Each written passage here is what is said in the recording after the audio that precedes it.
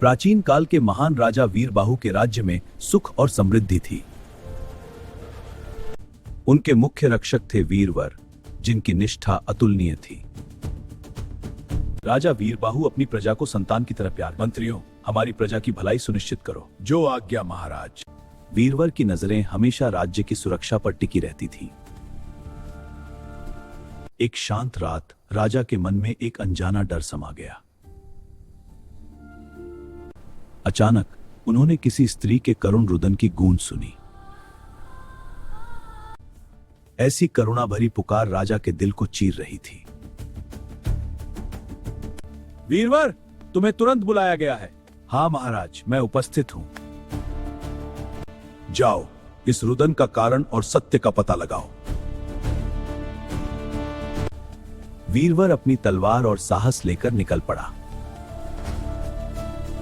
जंगल गहरा और अंधेरा था, पर वीरवर के कदम अडिग थे। वह रुदन की दिशा में बढ़ता रहा।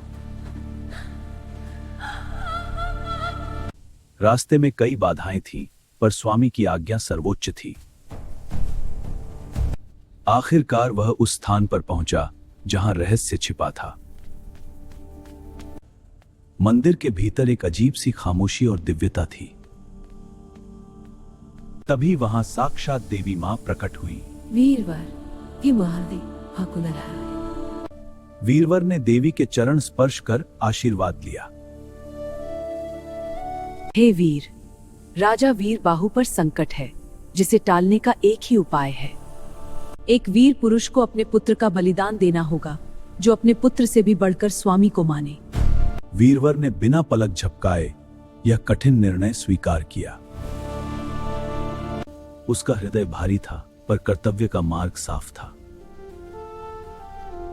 वह अपने घर पहुंचा, जहां उसका परिवार चैन की नींद सो रहा था। उठो, मुझे पे कुछ कहना है। सुनकर पत्नी का हृदय टूट गया, पर धर्म के आगे उसने भी घुटने टेक दिए। पिताजी, स्वामी की रक्षा के लिए मेरा जीवन धन्य होगा। पूरा परिवार एक सुर में बलिदान के लिए सहमत था। उन्होंने अंतिम अनुष्ठान की तैयारी शुरू कर दी। वे अपने घर से अंतिम विदा लेकर चल पड़े। कर्तव्य की राह पर वे मंदिर के द्वार पहुंचे। वीरवर ने अपने पुत्र को अंतिम आशीर्वाद दिया।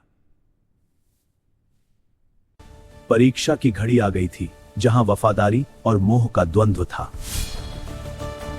स्वामी की रक्षा के लिए वीरवर ने सर्वोच्च त्याग कर दिया। यह देखकर उसकी पत्नी को इतना गहरा आघात लगा कि उसने भी प्राण त्याग दिए। वीरवर अकेला रह गया, पर उसका धर्म नहीं टूटा। हे वीर, तुम्हारी वफादारी अमर है। तभी एक चमत्कार हुआ। उसका पूरा परिवार फिर से जीवित हो गया।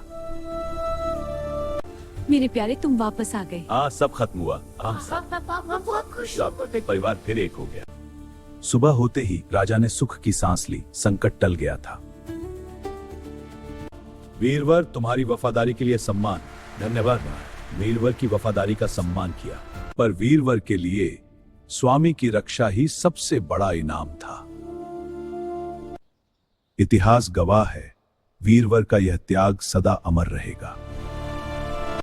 कहानी समाप्त कर बेताल हंसा और बोला, चलो राजा, और कितनी कठिनाइयां झेलोगे।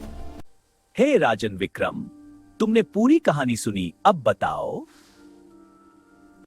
बताओ उस परिवार में सबसे बड़ा त्यागी कौन था? जिसने अपने पुत्र को दिया, या जिसने पति के साथ प्राण दिए, या जिसने अंत में स्वयं को चुना?